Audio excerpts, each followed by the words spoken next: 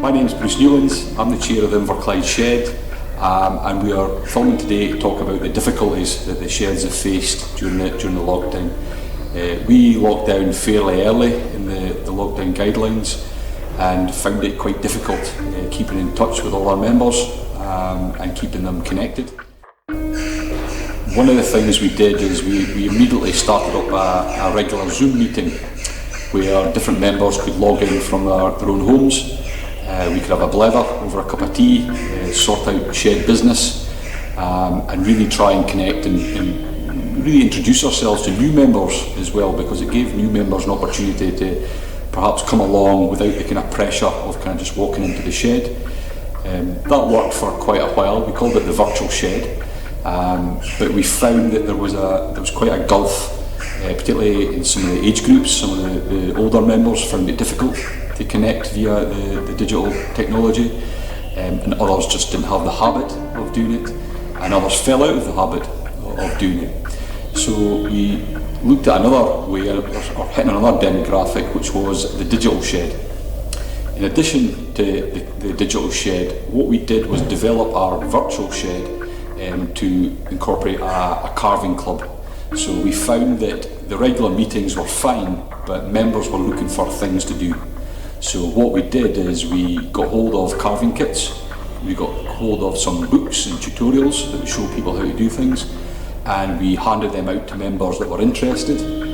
Those members started, some of them were complete newbies to carving, but got involved. We had a few more experienced members that tutored them and helped them along on their journey of learning about carving.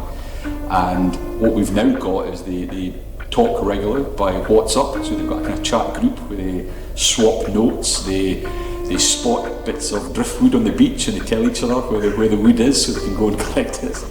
And they also have a regular weekly Zoom meeting where again they can just have an informal chat over a cup of tea and talk about carving.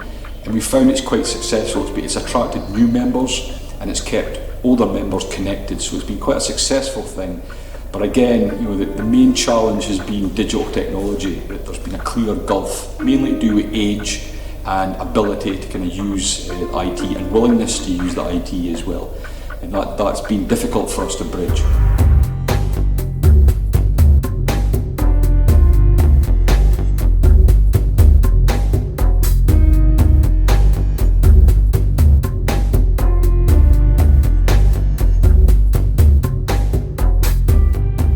During lockdown, the one part of the shed's premises that we've been able to keep open has been the Shore Street community gardens.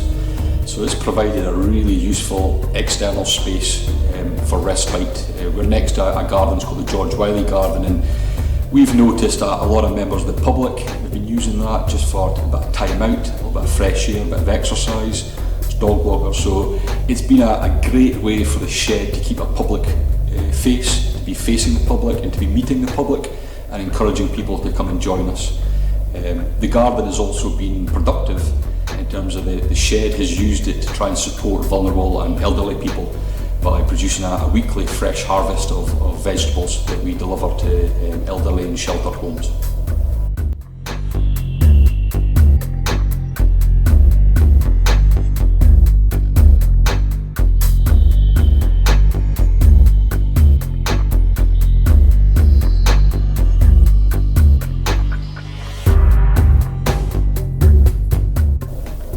Thankfully, we're close to opening up our physical sheds again now. We've been reorganising them busily. Our secretary, John Cook's been extremely busy getting things organised in a COVID-safe way. As you can see behind me, we've got new tool boards set up, new working spaces that are COVID-safe in terms of social distancing.